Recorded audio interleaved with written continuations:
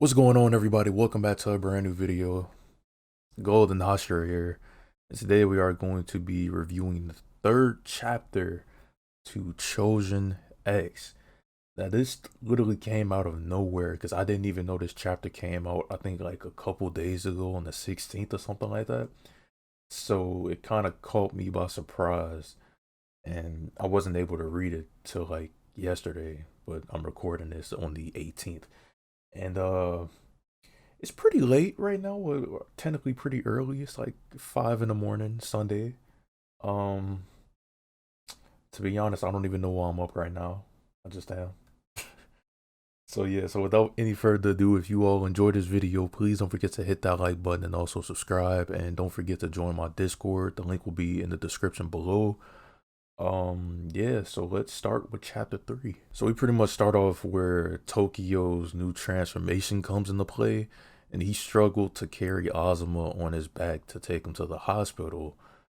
So Ozuma wakes up seeing the way Tokyo is now, and he questions him about what happened to Johnny from the first chapter, and he decides to go to the hospital himself after realizing that Tokyo can't like go out in public the way he is right now because people would just be wondering like what the heck is going on. And then he then tells Tokyo that if people knew that it was a drug that turned him that way, then it would draw unwanted attention, and then a lot of people would basically just try and look into that, whatever. So he just tells him to go home and not to come outside until he can control his body. So Tokyo was at home taking a shower while his sister announces that she is going to work, and she basically just made breakfast for him or whatever. So we see Tokyo eating the best way he can. And what I mean by that is because since he is a Chosen now, or like his face is altered like a vulture.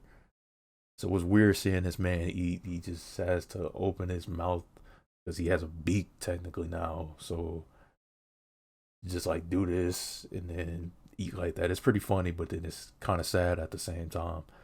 So he returns to his room when he decides to call his teacher to inform her that he was basically sick and couldn't come to class for the next few days because, of course, he wouldn't want to go to school looking like that because, once again, that would just raise uh, some suspicion and people will be totally freaked out by that.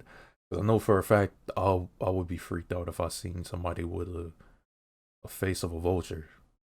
You know, I've probably seen some people like that, so I'd be freaked out either way. So he then begins to like think to himself what he could do, or no, like what he would do after the next couple of days are over, and would he have to stay that way for the rest of his life? And then he starts to cry and thinks about calling Ozuma to see if he made it to school. So Ozuma doesn't answer the phone, and this makes Tokyo worry, thinking that he could have turned into a Chosen because remember, he also got injected with a syringe. So he texts him instead and like hoping that he would get a response, but still nothing. So he wants to wait until night and decides to go to Azuma's house. So he had to basically disguise himself so that his sister or father didn't know that something was up with him, and then he pretends to go to the store and that he was basically just picking up some items for his family. So he finally reaches Azuma's house and sees that there aren't any lights on, but he sees a light shining in Azuma's room, so he calls him, telling him that he was standing right outside of his house and wondering why he didn't reply earlier. So Azuma tells Tokyo that they treated him at the hospital and ran like a couple of quick blood tests on him.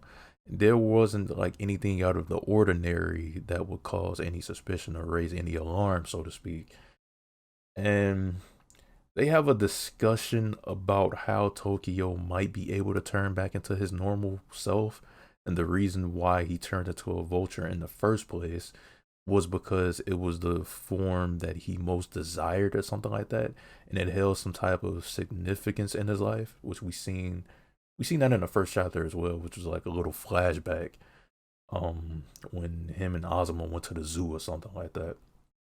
So Tokyo wonders that if he can really think hard or whatever, would he be able to turn back into his normal self? So the way Azuma saw it was that Tokyo was just asking him a bunch of questions and not actually wanted to do anything for himself. And this causes Azuma to get pissed off and he just got fed up or whatever and just let out a little outburst telling him that he should think for himself for once. So Tokyo apologizes and tells him that he was really worried about him and calls himself pathetic and then runs off. So Azuma tries to call out for him, but it was too late. Man, so I see where Azuma was coming from. Like Tokyo does need to learn to do stuff for himself and stop depending on everybody else, or more specifically, to stop depending on Azuma so much. But then Azuma was kind of a dick in a way, in a way.